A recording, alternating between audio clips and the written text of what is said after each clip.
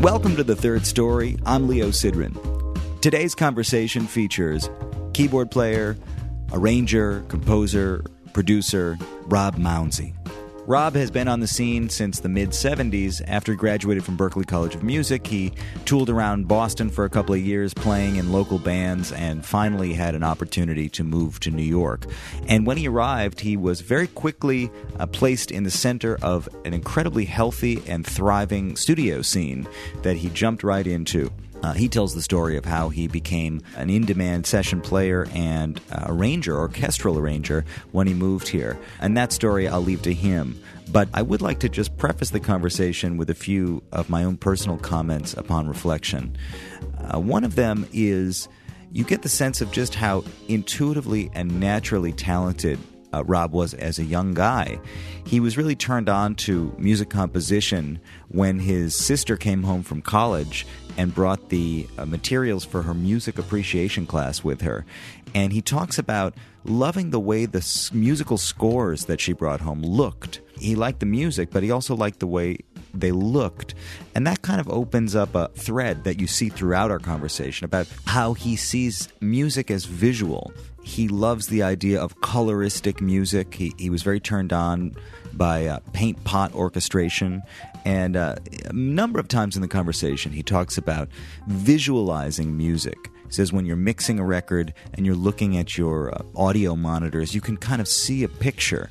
He talks about the idea of synesthesia, where you experience music like a sculpture or a painting. There's so many examples. He refers at one point to early rock and roll as sounding monochromatic to him until he heard the Beatles. And then later on in the conversation, he makes a comparison between music and food. The first time you hear him do it is when he describes hearing Earth, Wind, and Fire's That's the Way of the World on the radio for the first time. And he describes it as being crunchy and sweet, like an incredible dessert. And later on, he talks about the parallels between cooking and composing.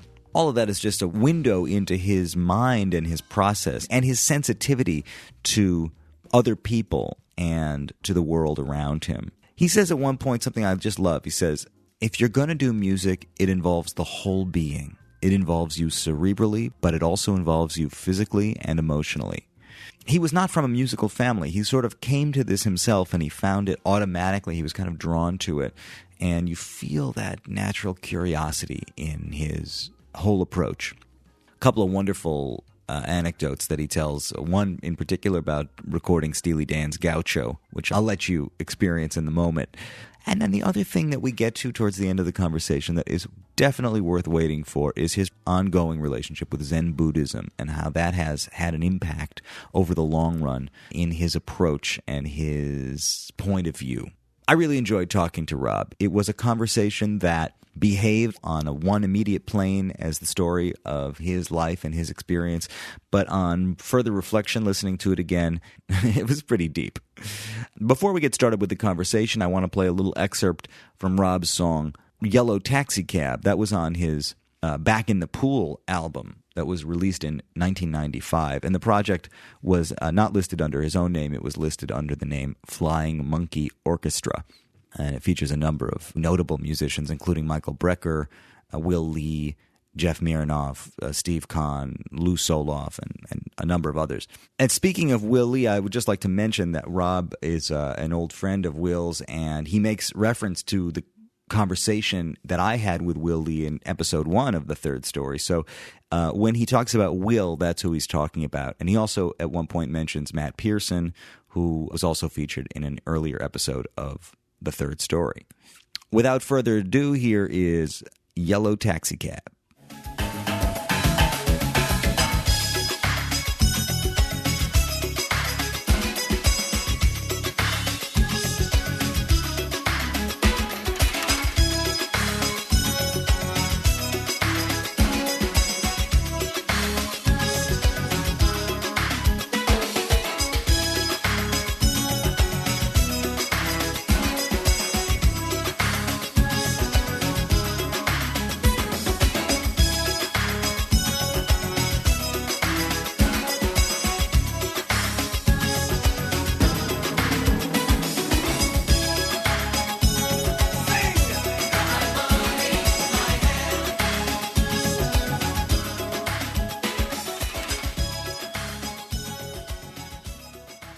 Rob Mounsey, thanks so much for joining me here today. Thanks for inviting me. It's great to see you. It's been a while since we last commiserated, and here we are in the center of the universe, Brooklyn.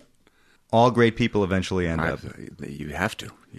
On opposite sides of the Gowanus Canal, our nation's most polluted waterway. The area around Gowanus is unfolding as a little bit of a creative, maybe because it's so polluted, it's affordable.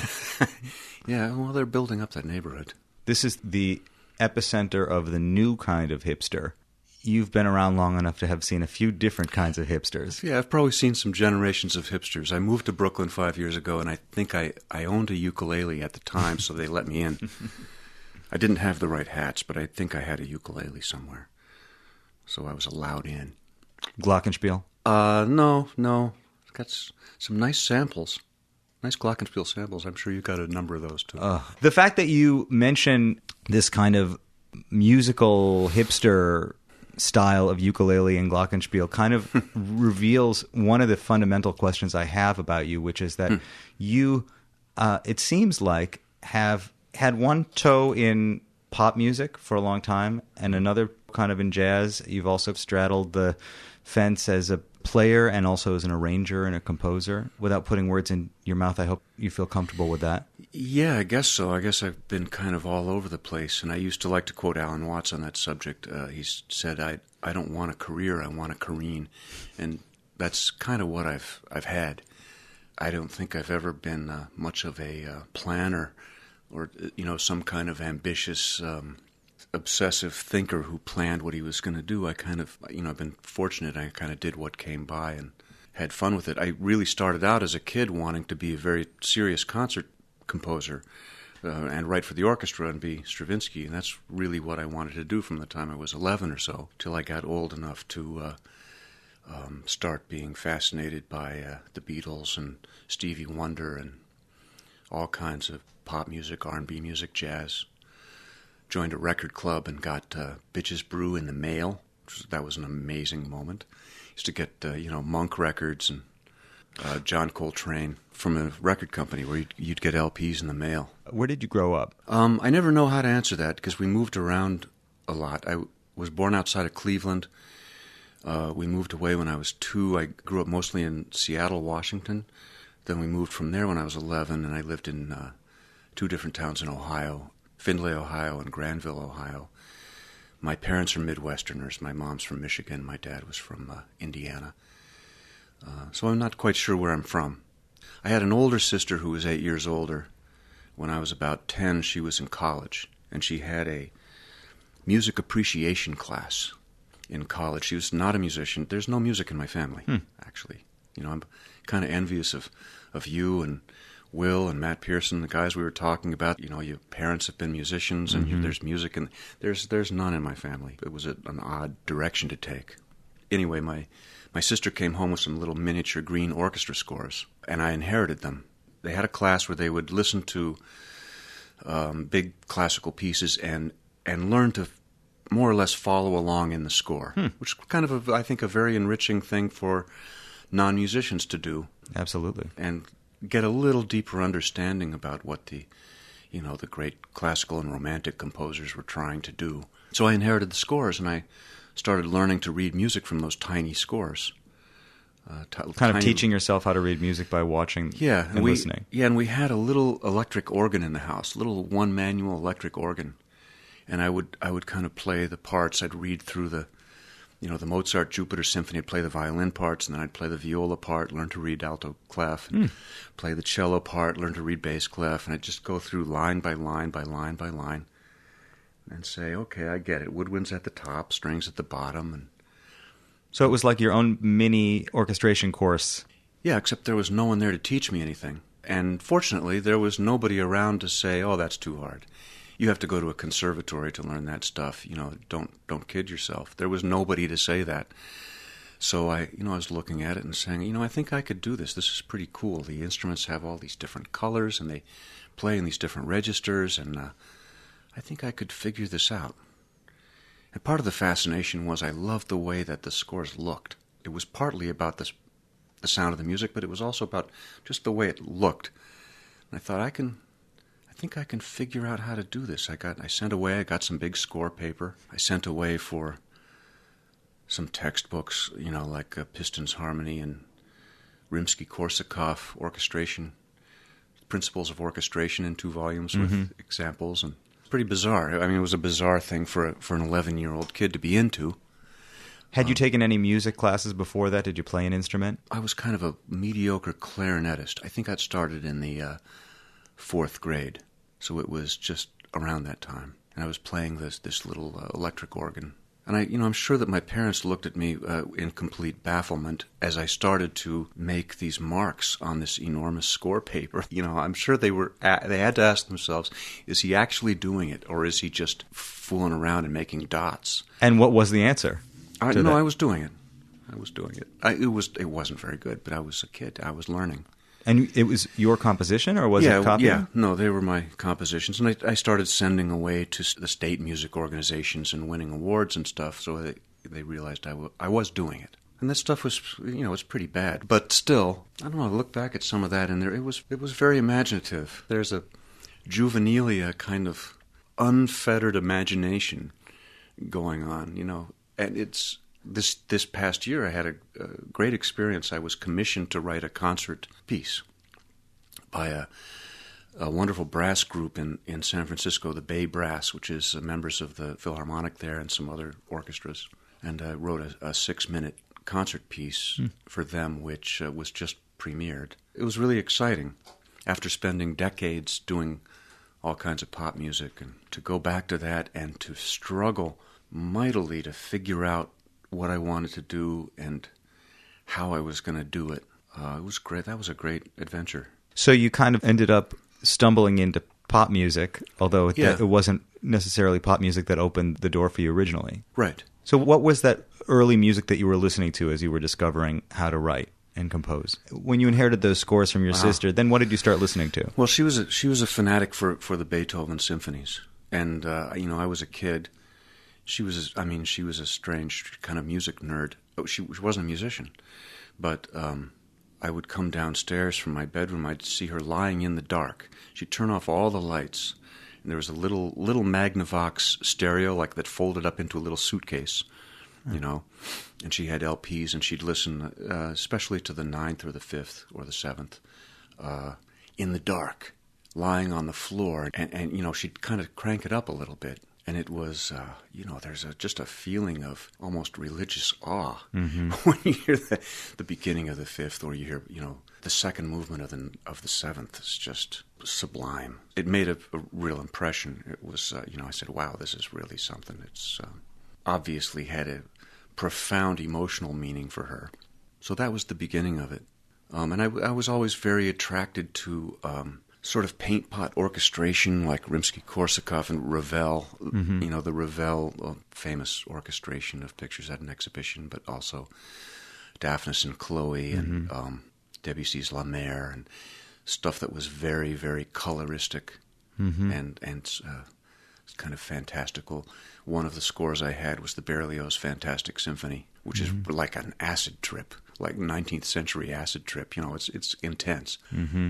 And you were 12, 13 years old listening to this? Yeah, around 11, 12, 13. And a snob. So, around that time, the Beatles broke on Ed Sullivan, and I was pretending for a little while that I didn't like it, but I did. I remember hearing those records and saying, what a cool sound that is. I love the way those guitars sound, and I love that vinegary kind of way they sing. So I had to kind of pretend I was above it, but I couldn't do that very long. And that was certainly over when Sgt. Pepper's came out, and I started listening to For the Benefit of Mr. Kite on headphones, and it was blowing my mind. Thinking, how are they? I imagine that late period Beatles music was probably really at the right time for you, because it was a way that you could maybe imagine bridging some of the stuff that you were into and that kind of orchestration into pop music. Yeah, sure. And I remember trying to transcribe some of that stuff as if it were a little score. I had a friend who, he always had some jobs, so he always had pocket money, and he bought a lot of records, and he turned me on to stuff like Stevie Wonder's Talking Book and stuff like that, which was also pretty amazing. And so you joined the record club. That's how we got here in the first place. Yeah, the Columbia Record Club or whatever it was. I think that was it. And got stuff in the mail, like, John Coltrane playing my favorite things live. And So had you been turned on to that kind of music before you joined the record club, do you think? Not really. But I was interested. It was just a fascinating moment getting Bitches Brew in the mail. I'll never forget that. You'd had no idea it was coming. I didn't know what it was. I was fascinated by the cover art, which was amazing. Those amazing paintings. And there are those long cuts. They're 22 minutes. And I remember putting it on listening to Pharaoh's Dance for the first time. I absolutely couldn't make head or tail of it. I had no idea what was going on. I didn't know what was happening. I remember my mom came in and said, "That's just a bunch of noise. What is that?" And I played it over and over and over and over. The second time I started to hear stuff. The third time I heard a lot of stuff. The fourth time it all made perfect sense. But it had to just emerge. You start hearing the Tio Macero tape edits. And you start hearing exactly the same improvised stuff coming back. And then it really starts to make sense. That it was this jam, but they kind of imposed a little bit of form on it, but not too much. Mm-hmm. And that's still one of my favorite things. I have it on my phone. I listen to it all the time. And in a silent way, that stuff just fascinated me. And was that some of the first improvised music that you heard then? Like before listening to older Miles or older bebop or anything, that's what you got? I guess so. I had some Monk records and the Coltrane records, some Dave Brubeck quartet trio records, whatever. Mm-hmm. And it was trying to comprehend what was going on there and then trying to figure that out on the keyboard and what the harmony was and how it felt. So throughout your high school experience, you were really focused on being a music composer? Were you starting to play a little bit as well? I was playing a little bit. I was really just playing to hear what I was writing. I feel like I've always kind of been there. I didn't really have the commitment to be a guy who could go to Bradley's and play a piano trio gig. I don't have the material and technique and the commitment to do that. I did get to a place where I could record in the studio when I got here, and I knew what I was trying to do, and I got to a place where I could listen to myself, and I liked the playback, and I knew I did what I wanted to do. Mm-hmm.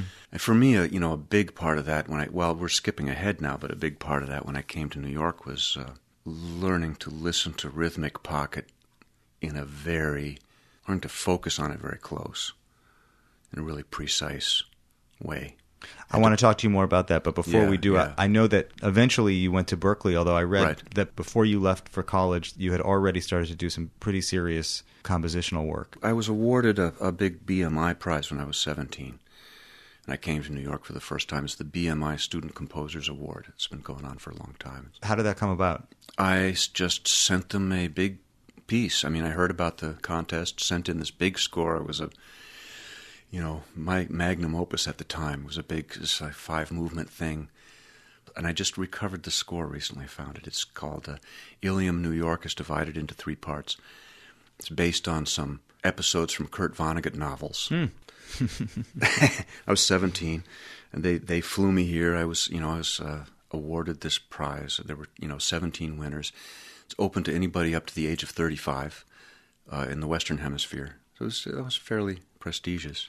And some of the other winners were closer to 35 than they were to 17? All of them were. There was one young guy who was 15 years old who won the prize for some piano pieces called Advice from a Caterpillar, which I thought was a great title. I think I was the second youngest. I met a lot of the famous composers. I met George Crumb and Norman Dello Gioia and William Schumann.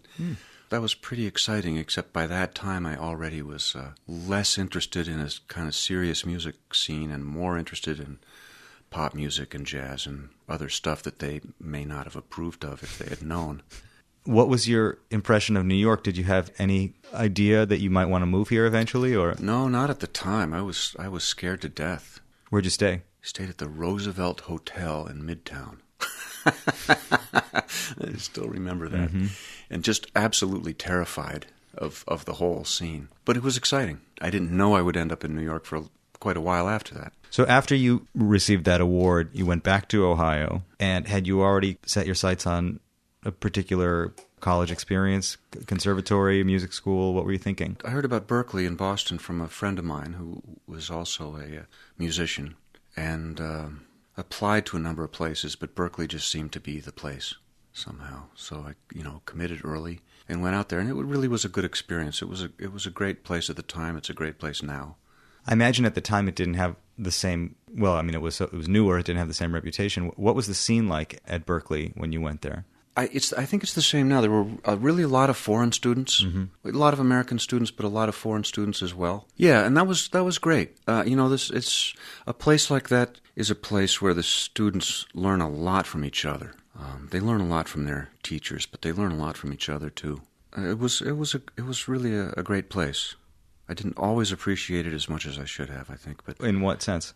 Well, college kid, drinking a lot of beer. Chasing girls, sometimes your attitude's a little frivolous.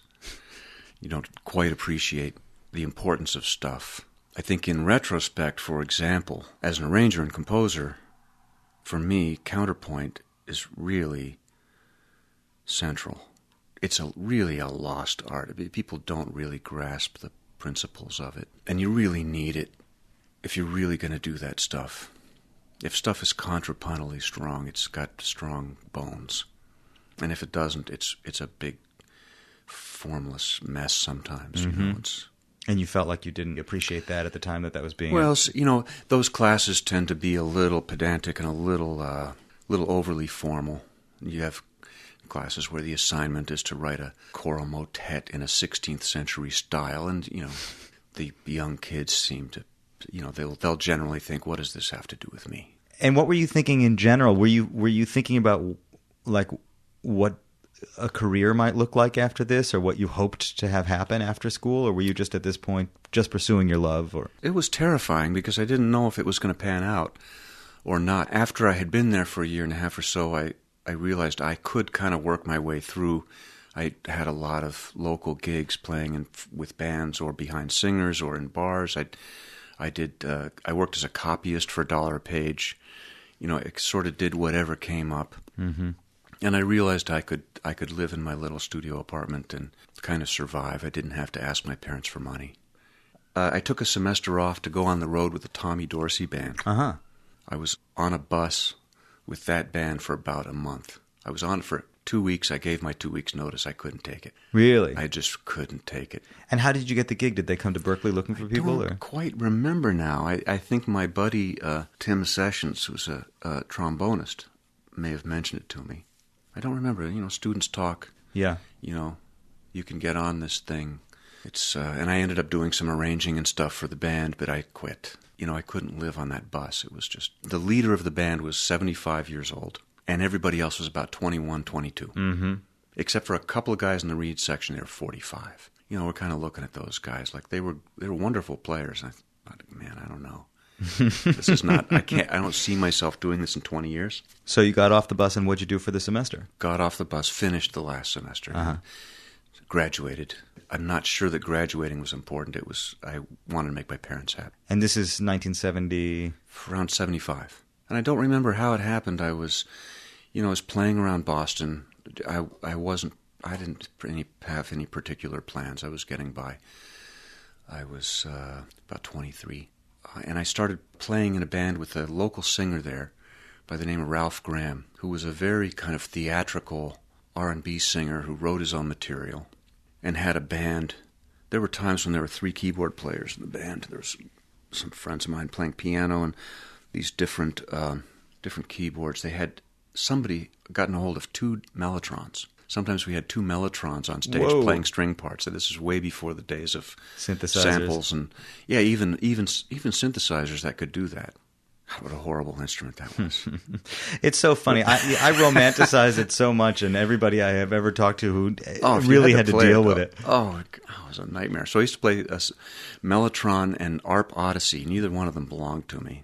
I mean, that was an interesting time, right? The mid-'70s. This is just when all of that technology is emerging. As a keyboard player, it must have been interesting to be confronted with those things. It was. I had an early ARP 2600 that I used to play with the patch chords and stuff. It was interesting, but it was It was also a mess, and it was difficult to make those things work. It was just a real pain. But Ralph was signed suddenly in 1976, or late 75, to RCA Records in New York, and RCA Records wanted Leon Pendarvis to produce his record. Who became really my friend and my kind of my godfather. I owe him everything in a way.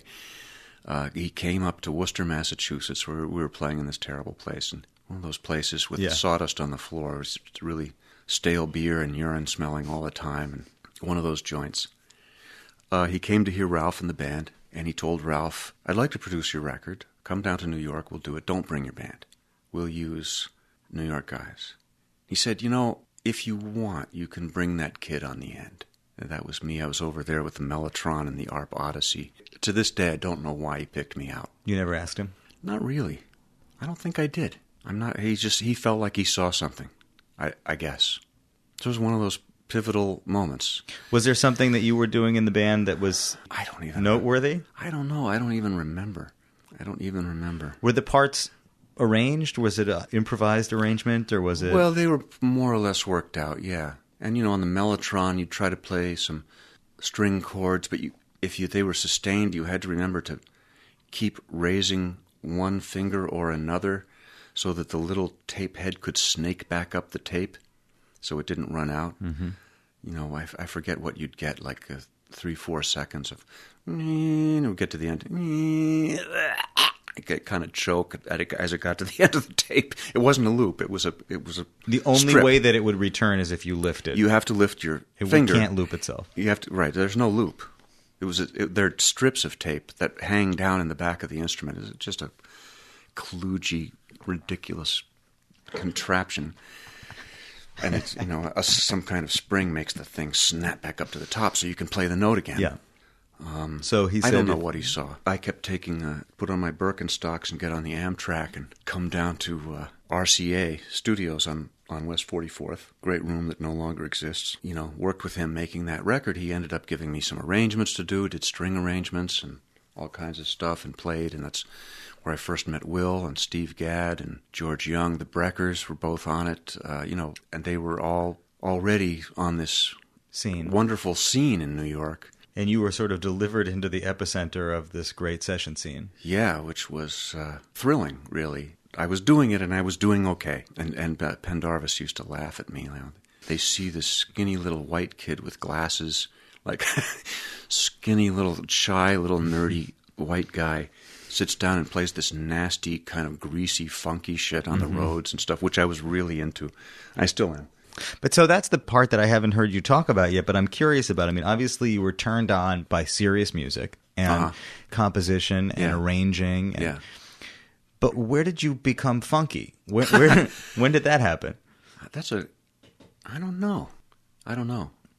I really loved that stuff from the beginning. I was a big, big James Brown fan. I was a big, huge Earth, Wind & Fire fan. I remember listening to the radio at night in a little studio apartment in Brighton, Massachusetts, on headphones, listening to FM radio, and That's the Way of the World comes on. It had just been released, and I went completely berserk. I thought, this is the coolest sounding record I've ever heard. It's got like the claves on the backbeat, these really pretty string sounds, this great kind of funky bass guitar and Rhodes thing. There's this crunchy stuff and there's this sweet stuff. It was like the most incredible dessert. And the little harp parts and the little orchestra bell parts and the great singing. I went completely nuts. I woke up early the next morning to run out to the record store to find that LP and went on to listen to it 100 times or more. It's just... So I don't know what it was. I was always much more attracted to that kind of black music than any of the white kids with 3 guitars and flannel shirts or whatever. It was. I wasn't really into that. Partly because the rock and roll stuff was just sort of monochromatic for me. It was sort of one sound. It was, guys yelling really loud and really distorted guitars and beating the hell out of the drum kit, and that's pretty much what it was.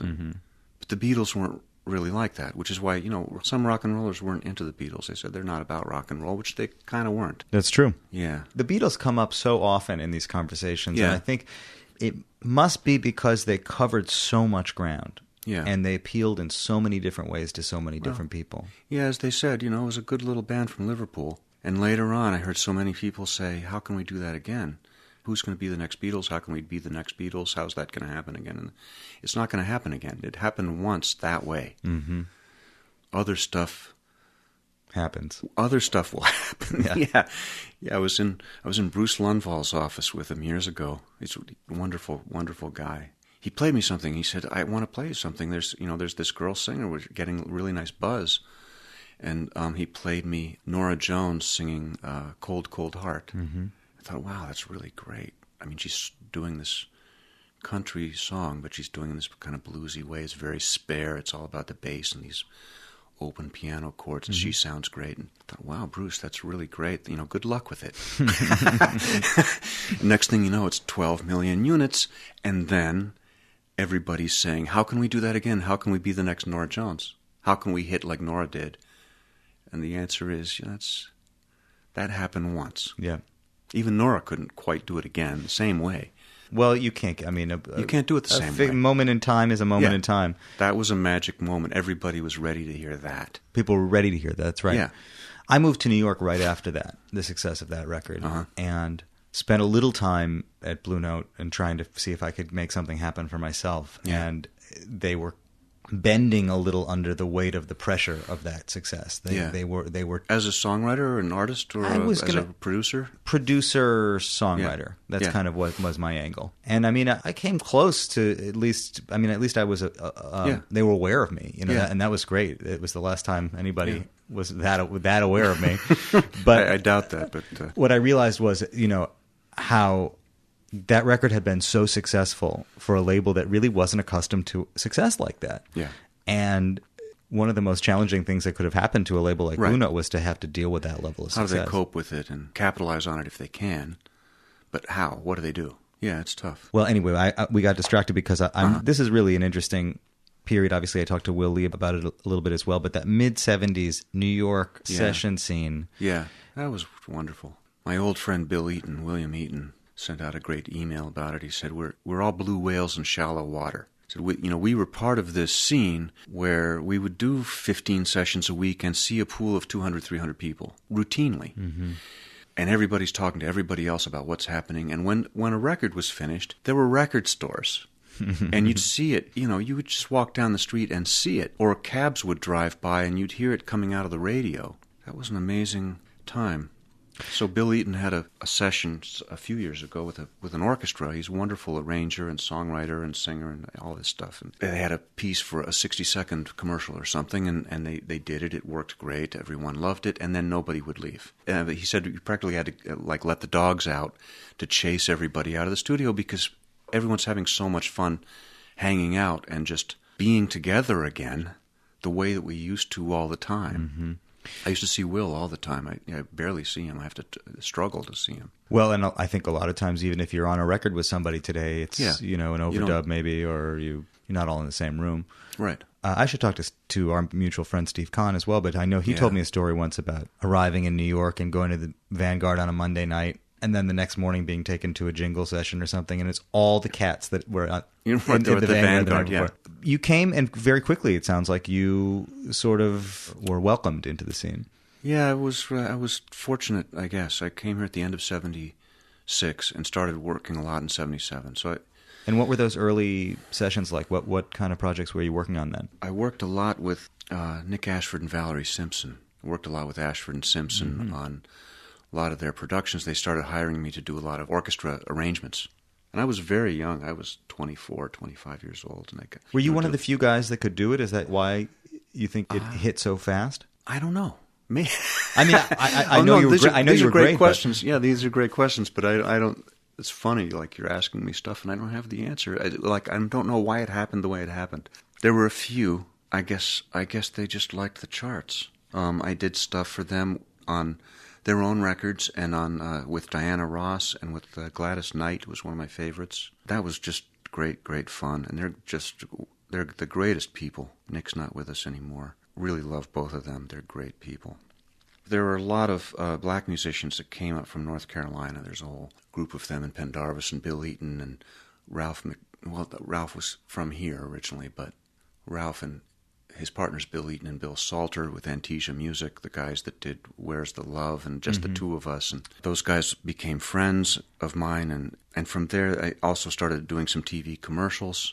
A funny story about that, my wife told me. She was working for that company, and someone had come to a session, and I had met them.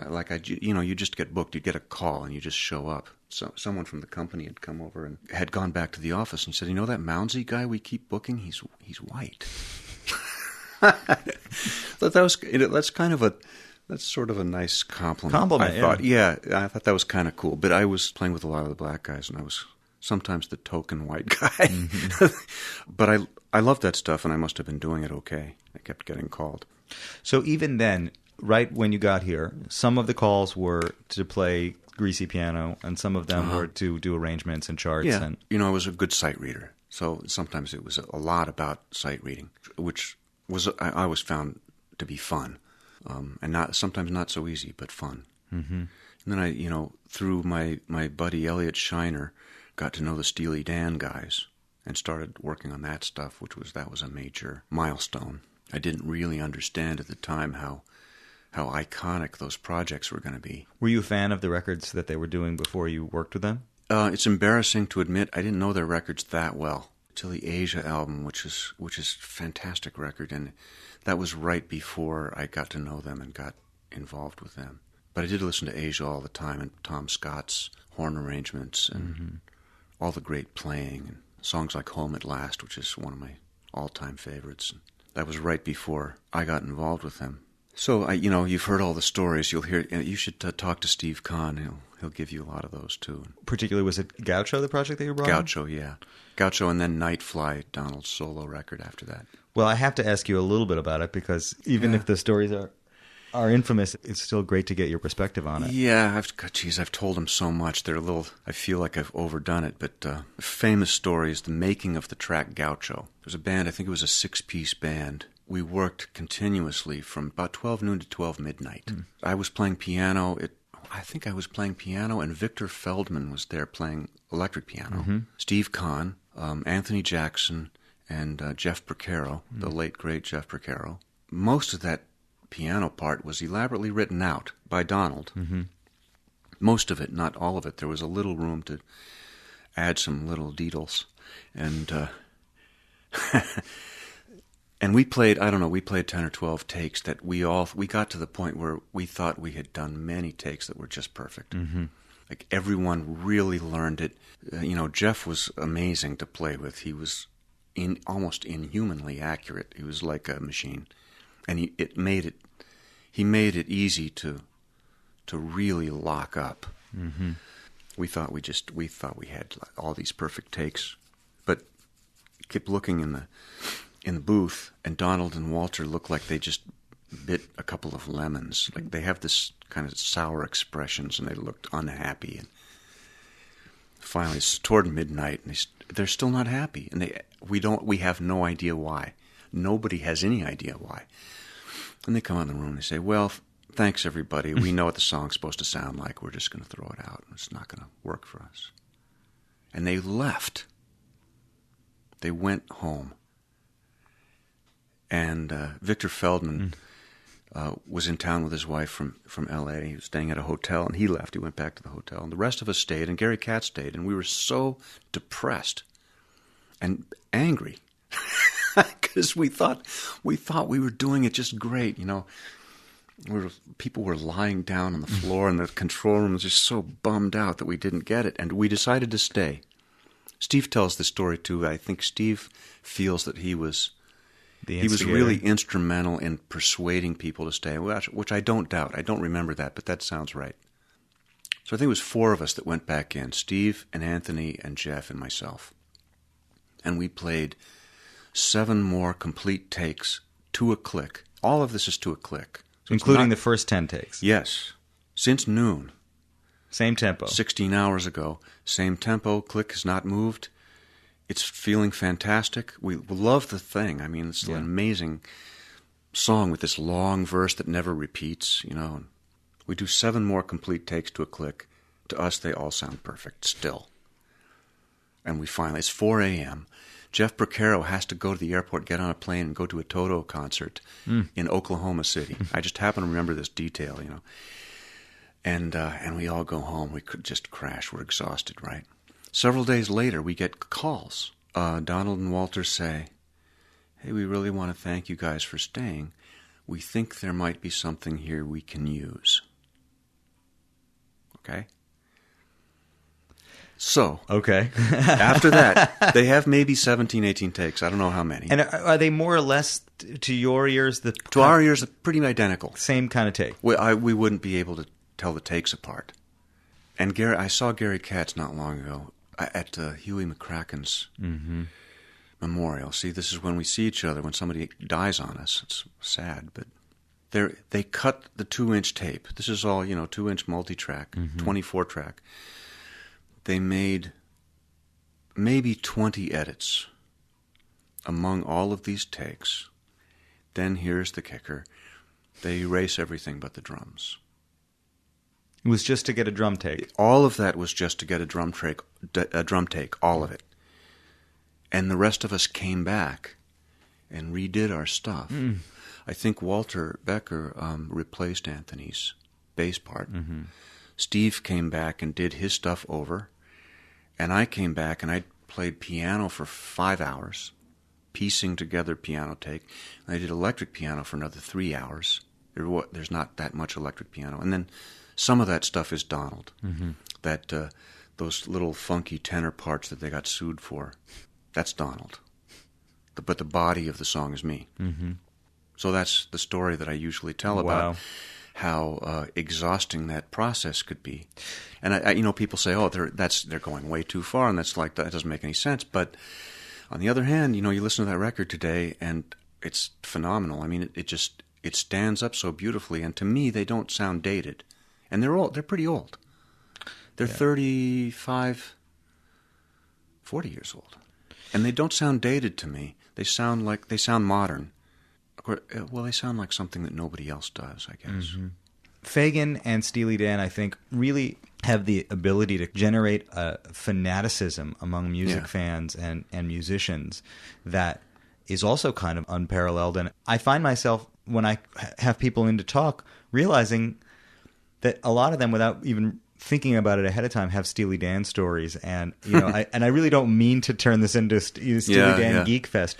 Yeah. But I was thinking about it today or yesterday when something came on and I heard, and I thought, the records sound so, when they're finished, they sound so natural that you would never think, they have a kind of ease about them that you would never think how painstaking it was to make them. They're so beautifully organized that you don't hear the suffering and the frustration that went into them. A proud moment of mine was doing the horn arrangement on Babylon Sisters.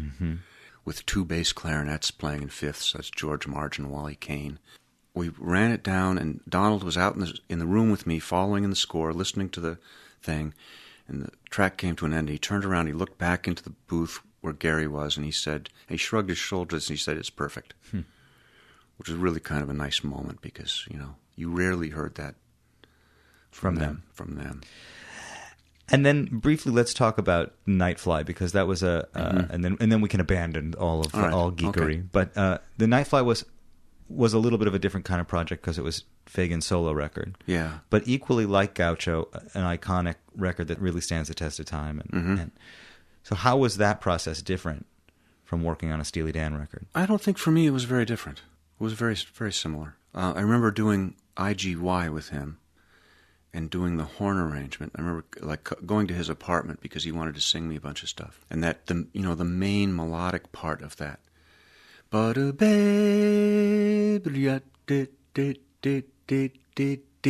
That's all Donald.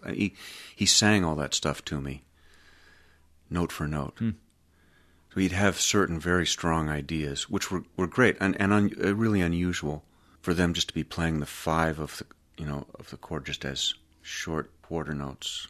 I hadn't quite heard that, but I understood it. I started to feel it. So he'd sing some of that stuff, and then he'd say, just fill the rest of it in. So the rest of it is a lot of the section playing some chords and sliding around. Maxine, that's on that record, isn't it? It is, yeah. Yeah. That was a challenge because of the harmony and stuff. He's covering so much harmony in that vocal, right? He's right, in 3 yeah, or 4 parts that was his idea of him doing the 4 Freshmen or something, And one thing that I was really proud of was Ruby Baby, which is only Mike and Randy Brecker. Very simple little horn arrangement, like little counterlines for them to play. But that was all my stuff. He didn't really have ideas for it. He just said, do something. And we have a kind of a co-Grammy nomination for that, for arranging. I had heard, and I don't know if it's apocryphal or not, that there was a tune on that record that was recut around the piano solo, that there was a piano that was out of tune or something. And wow, I don't know that one. I'm not sure if it's true or not, but I hadn't heard that one. You've probably heard the story about the song that got erased. I don't know that story. Really? Well, maybe I do. Tell me. The song called Second Arrangement. So I run to the second arrangement, the home of a mutual friend. Well, there was a song called Second Arrangement, which was a wonderful song. I think it was supposed to be on Gaucho, though. And there was an assistant engineer at that little basement studio on 54th Street. Sound Factory? I forget what they called it. One night, in the middle of the night, assistant engineer decided to do a record test on a machine. The master was on the machine. He wiped the master, left a little bit of the fade to remember the song by. And of course there are no safeties, because those guys wouldn't make safeties because they insisted that the safeties didn't sound as good and that they could tell the difference, because the safeties were a generation down and they didn't sound as good and they just wouldn't do it. Because by copying the tape, you lost a little bit of fidelity. You lose a generation and it doesn't sound as good. So no, there's one master, and he erased it. And I think that they toyed with, there are bootleg cassette copies out there. Of a rough or something. Of a rough, yeah. I really liked that song, too. And a couple of years later, I saw Donald, and I started singing the song to him, and I remembered a lot of the lyrics, and he cracked up laughing. He said, those are dummy lyrics. Huh. He said, those are just lyrics. Those were like placeholders. Those are not the real lyrics. I said, wow, really? Because I thought the lyrics were really good. Yeah. I really liked the lyrics. He said, those are just dummies. He was laughing that I remembered them. But I think they toyed with re-recording the song, and they couldn't do it. Couldn't bring themselves to do it. Couldn't do it. So we're talking now about a period in the sort of early 80s. At that, after Nightfly, you've been here for like 5, 6 years now. Yeah. It doesn't sound to me like you ever really sat down and made a 15-year plan, but no. Was there any sense of like what was available to you, what you might want to do? Did you start to set your sights on anything in particular? I can't say I did, because it just felt like, this is just a wonderful scene, and it's got to go on forever because everybody likes music. I mean, and here we are in the middle of it, and isn't this great? We're just going to do this as long as we can. We couldn't anticipate what was coming, which was basically, as Bill Eden says, like kind of a Holocaust. It's sad. It's kind of like as if you were a very religious person, you might say all the churches burned down on the same day. The studios just went out of business. Well, yeah, the studios are like, there isn't much left of that, but it's more that the people, all these wonderful musicians and singers and arrangers and composers and producers and conductors and, orchestra musicians and rhythm section musicians, and, suddenly there's a tiny fraction. There still is a business, but it's I don't know, is it 5% of what it was? I don't know. I can't imagine. But you are one of the rare people who's managing to limp along. Yeah, I looked at your recent discography, and you've managed to contribute to some big contemporary pop records in the last 5 years. A couple things, yeah, here and there. Yeah, I'm lucky, very lucky to still be doing it. I just finished a project with Billy Porter, who is the star of Kinky Boots on Broadway. That was quite a journey and fun, and I think we made a really good record. And I'm working right now with James Taylor again, who I hadn't seen for years, and I was just so thrilled that he and Dave O'Donnell called me and doing some arrangements for him. Fantastic. Again, of course, won't probably see the other musicians that much, It's Steve Gadd and Jimmy Johnson and Larry Goldings.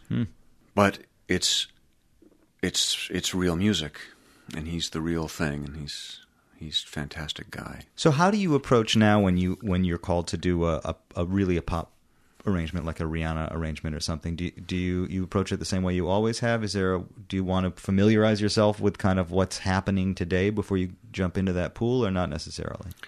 I don't think that's necessary. The record you're probably referencing is a record that is called Unfaithful. It was originally called Murderer. They decided to change the title. It features a big sort of string orchestra arrangement. And string orchestra arrangement's very, very featured on the record, is otherwise very bare. So that was fun to do, but for me, that's it's related to some, say, old Paul Buckmaster arrangements that he did for Elton John back in the old days, and that kind of stuff. It's kind of quasi-classical, quasi-Mozartian sort of string orchestra music. So I don't think you have to reinvent the wheel to understand what that is. Just make it work with the song and with the record. But every job is really different, which is fun. You just hope that the phone keeps ringing. You have an opportunity to keep doing it, and it's interesting that sometimes you have to figure out what your process is going to be in order to get there. It's not always the same. So when you're handed or given a new project, you don't have a kind of a checklist. No, not really. Not really. It's been really fun this past week working on James's stuff. I won't say too much about it, but there's for instance this great kind of groove song, which is large parts of it are kind of a vamp, a very mid-tempo kind of groove with sort of playful kind of bluesy kind of lyrics. And there's a sort of kind of muscular horn section arrangement that we want to do it's really about tenor saxophones and trombones. And he came to me and he said, I'm kind of hearing like a gaucho kind of thing on this. I said, well, you came to the right place. I said, yeah, I know. The horn section can kind of make remarks as he sings. He says something, they can make a little remark. He says something else, they can make a different remark. And then he says a third thing and they make no remark, which is like they make the null remark. And just starting to feel what the rhythms of those things are and how where they don't play makes a statement as much as where they do. And I find that it really helps me not to be sitting down.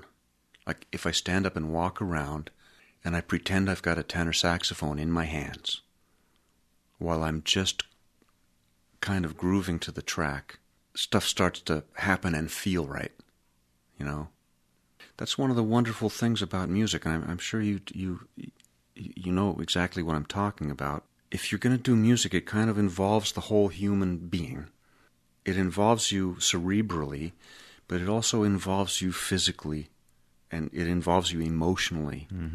It's about what makes your body want to dance, but it can also be about some sparkling intellectual ideas, but it can also be just about some feelings and some heart, and about the rhythm, the way that time passes, the way that some minutes are full of stuff and other minutes are empty of stuff. It's endlessly mysterious, and it's, there's always more to learn, no matter what. Sorry, was that I feel kind of like, yeah, man. Man, this is some heavy shit. Oh, thanks. Well, it opens two doors for me, and I'm gonna open one first, and that is that I read that you are a practicing Zen Buddhist. I'm a lazy and undisciplined one, yeah. At what point did that enter your life? Oh, a long time ago. So developed an interest in that when I was a teenager, and I've gone to visit different zendos in New York, and I have sat with different people, and I think I'm almost ready to have an actual practice. It's been about 40 years. I think I might be ready. You've been working up to it? Actually, yeah, working up to it. It's been 40 years. I could be ready now. Well, it's a point of view, and it's hard to talk intelligently about it, but it's not so much a bunch of ideas as a point of view. It's just a place where you stand and you see it from that angle. Do you think it has had any influence on your process or your music? Sure, absolutely. Well, it's everything, really. What effect does it have on the process? That's a deep and difficult question. I hope it's not really a cheap answer, but I guess a lot of it is about learning to be open to learning to just listen for what's going to happen. There's some really strange. It's a strange job, for instance, and I've done a lot of this. It's a strange job being handed a track and having someone ask you, please do sweetening arrangement. There's a rhythm section track and a song, and a singer singing the song, and they say, please make an orchestration, strings, woodwinds, or strings and brass, or horn arrangement.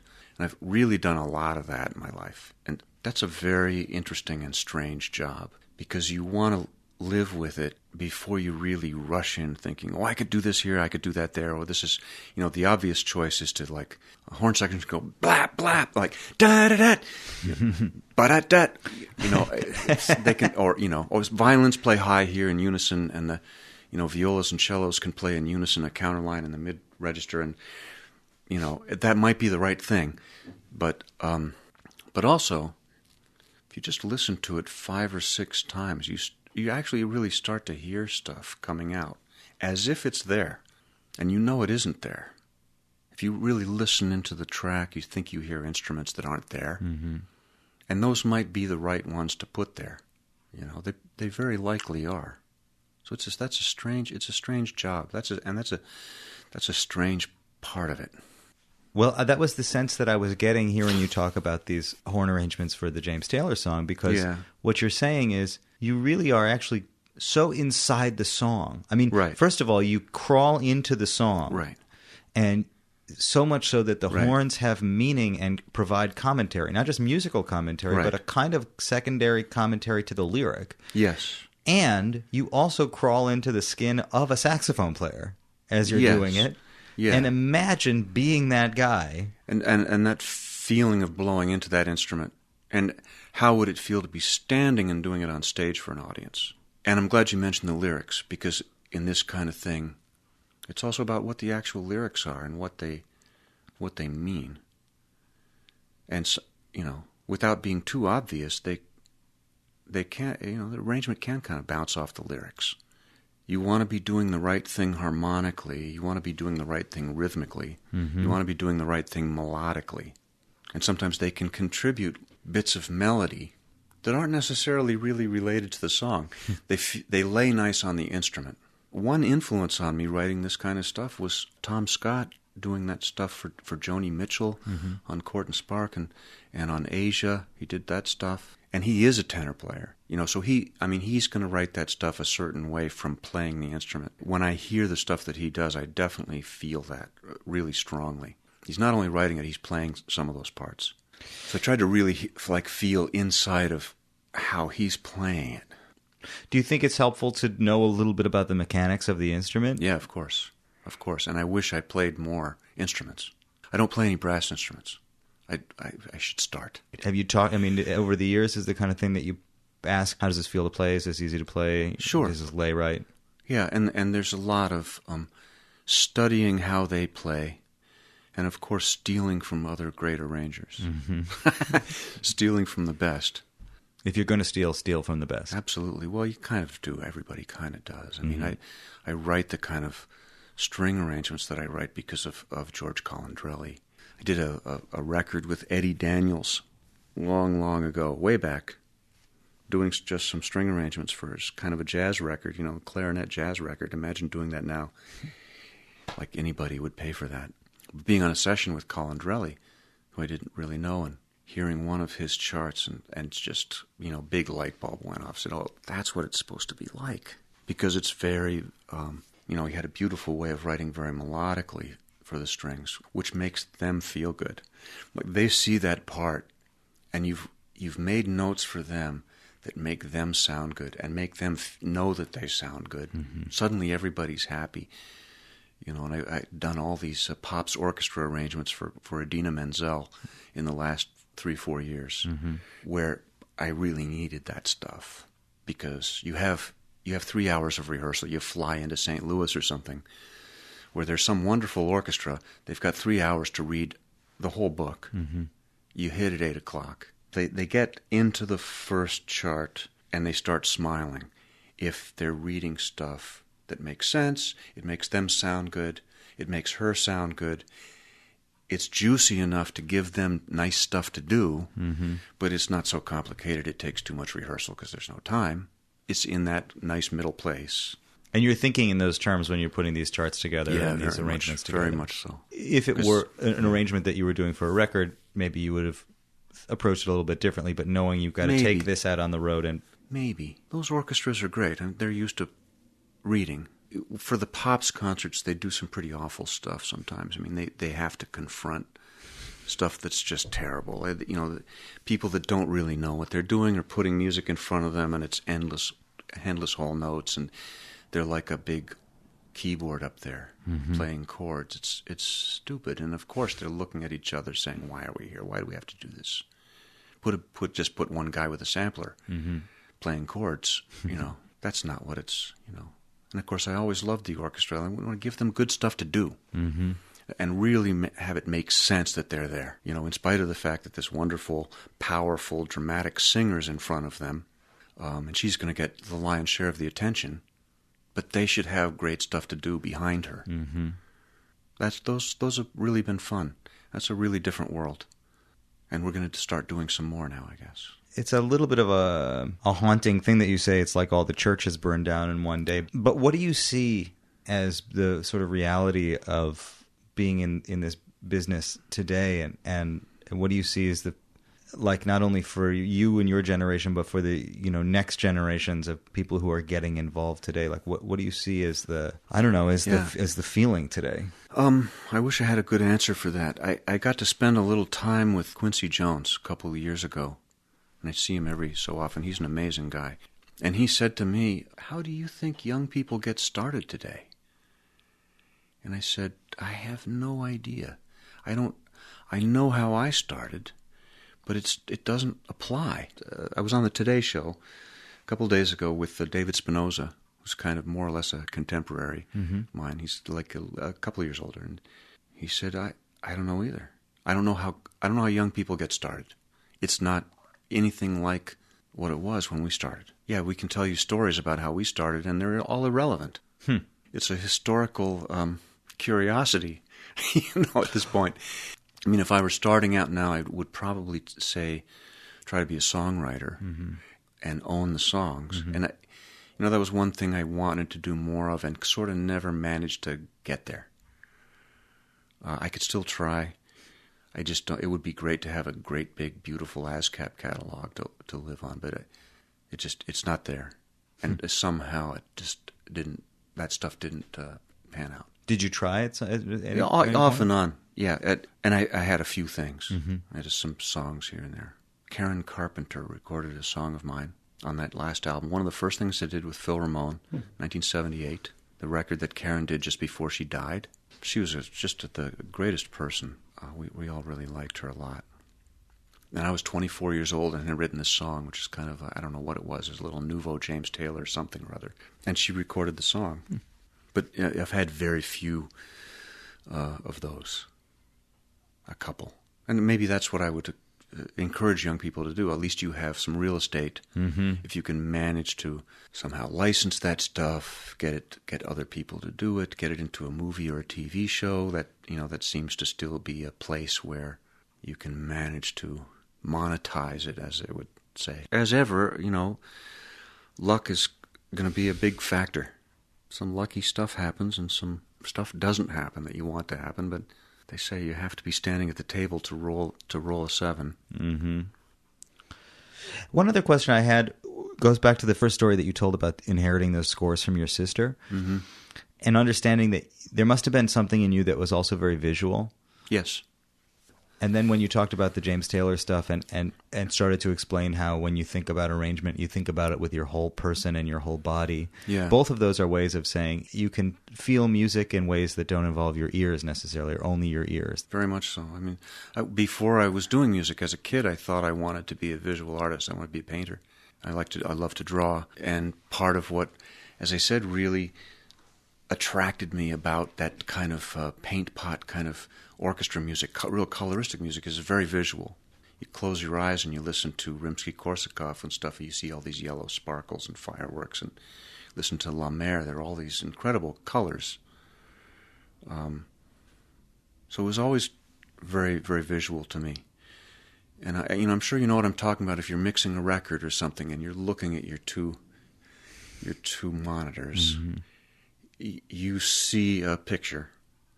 It has a top and a bottom, and it has two sides, mm-hmm. but you also feel depth, mm-hmm. and you feel height, and you feel width, and you feel different colors, and you feel almost weights. Different elements of the picture have different weights, mm-hmm. different. This is a little too heavy, or this is a little too light, mm-hmm. or a little too sharp, or a little too round, and then you get into all that wacky stuff. You gave me light green. I was looking for more of a light blue. And then my wife is a great cook, and we like to cook together sometimes if she lets me help her. But it's a lot like cooking too. If you're making a recording, sometimes you have two incredibly great ingredients that are so special you don't want to add anything to them. The ingredients are so special you don't want to distract from them. Other times you're making this great soup. It's got like 1,000 things in it. Yep. And then you put that Fender Rhodes chord in there because it's like the cornstarch that ties it all together. It glues it together. And it unifies the picture. So it's I guess that's synesthesia in a way. Experiencing it like a sculpture or a painting. Mm-hmm. It's a lot like that. I'm not sure exactly how that applies to James's track right now. How much listening do you do? Not that much.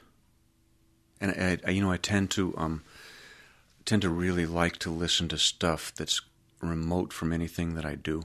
So, listen to Afro pop music, or samba music, which mm-hmm. I love, or some kind of exotic Indian music, mm-hmm.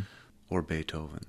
There's a great recording a friend gave to me of the strings of the Berlin Philharmonic playing some of the late Beethoven quartets, which they're not supposed. It's supposed to be quartets. It's not supposed to be string orchestra, but mm-hmm. Under Bernstein, uh-huh. Bernstein and members of the Berlin Philharmonic, which is pretty amazing stuff. And just trying to follow the train of thought. I've been really enjoying listening to the Beethoven stuff, like the Seventh, and trying to listen to it from the point of view of Mozart. Huh. Because there were people at his time, they really felt that Beethoven was like a caveman. He was a savage. He was insane. He was writing music with a club and wearing like leopard skin. Mm-hmm. In the Seventh, there's some moments where there are these funny, sudden, remote key changes. And I see Mozart saying, "Dude, really?" I see Ludwig van saying it. "I got this. Trust me. I got this. Just go with it."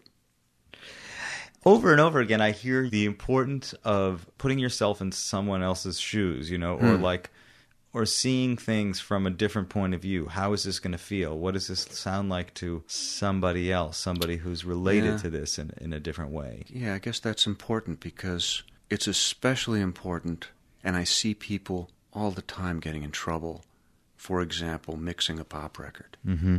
being very close to it, and you have to say, stop, step way back, and don't be you. Now, experience this like someone who has never heard it before, doesn't know who you are, doesn't know the song. How is it going to hit somebody to whom it's absolutely and totally fresh? That's what matters, really. It's hard to experience it in that simple. If you can get there, it often gets a lot easier. And you can suddenly say, "Oh yeah, that's too loud."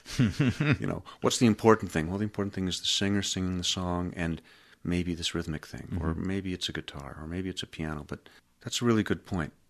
It's important to get out of yourself, especially since, as the Zen Buddhists tell us, the self actually isn't really there. It actually doesn't really exist, so it doesn't have to be protected.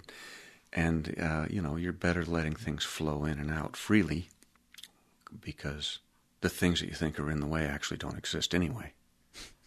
They're not real.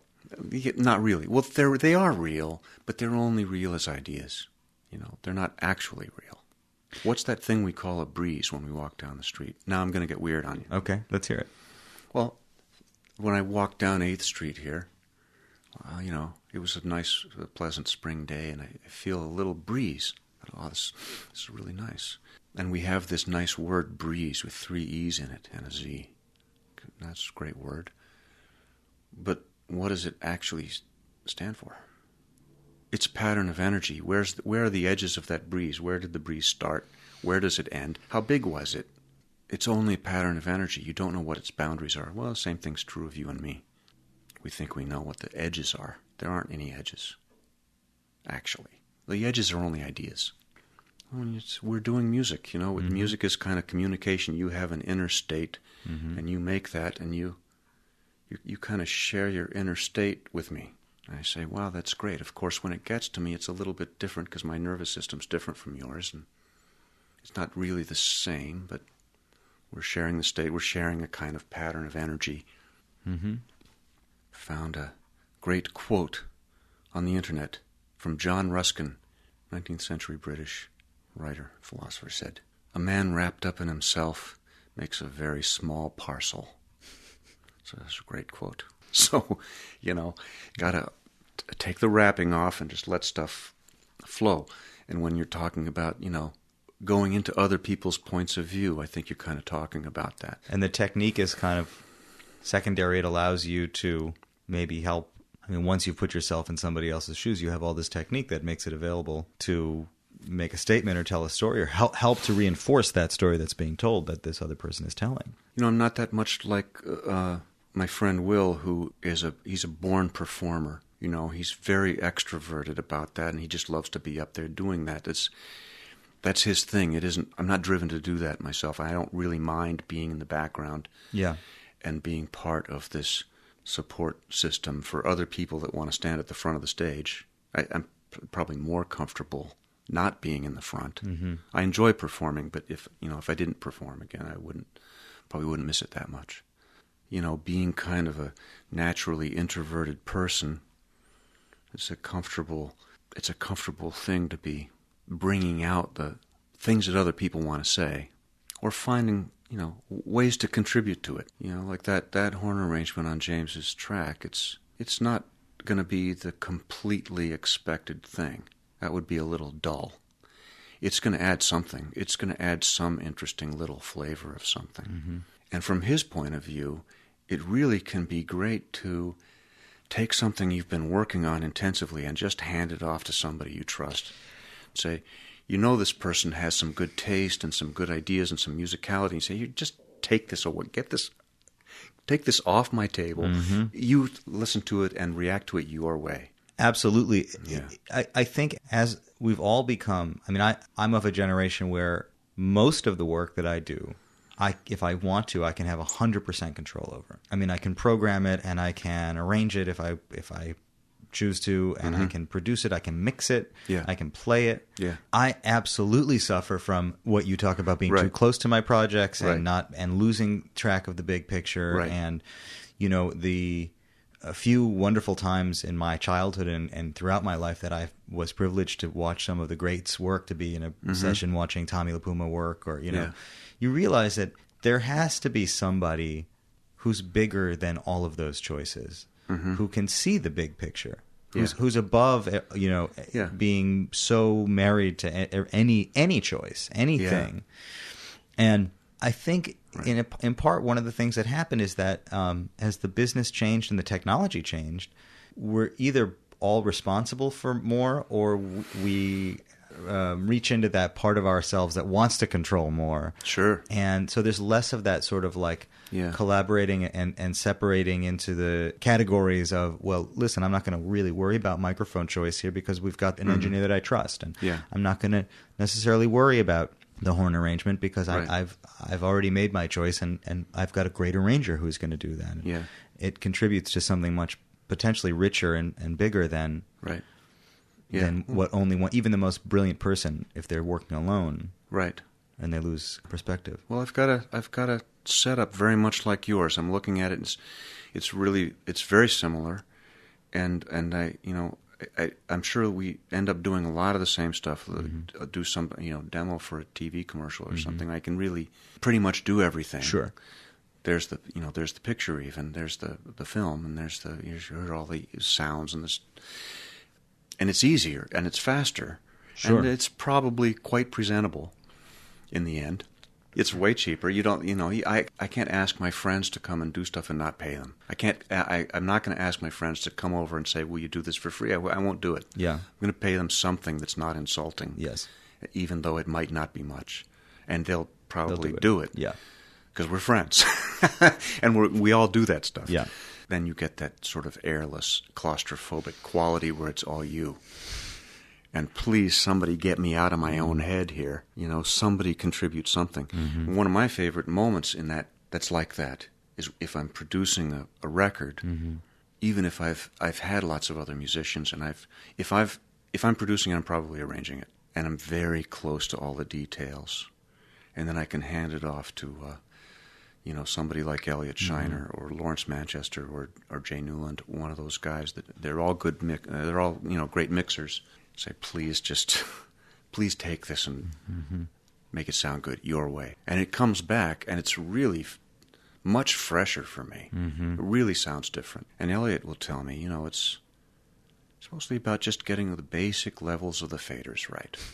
And don't re-EQ anything unless it needs help.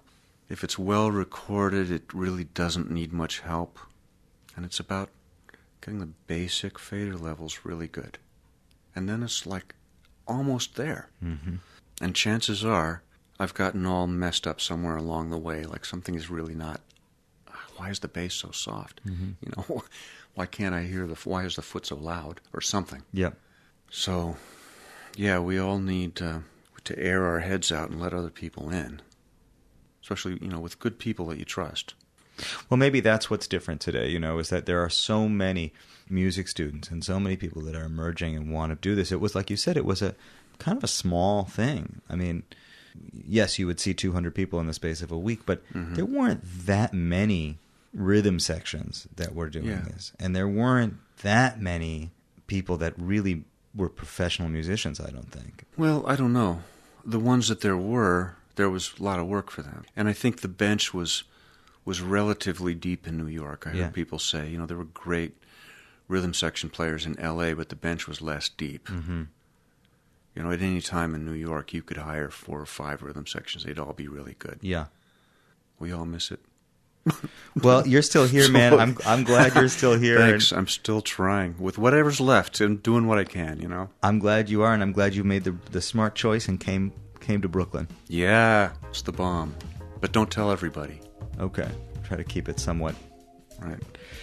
Rob Mounsey, thank you so much. Yeah, thank you so much. It was really fun. I hope we said some interesting stuff that made some sense. I do too. Thanks.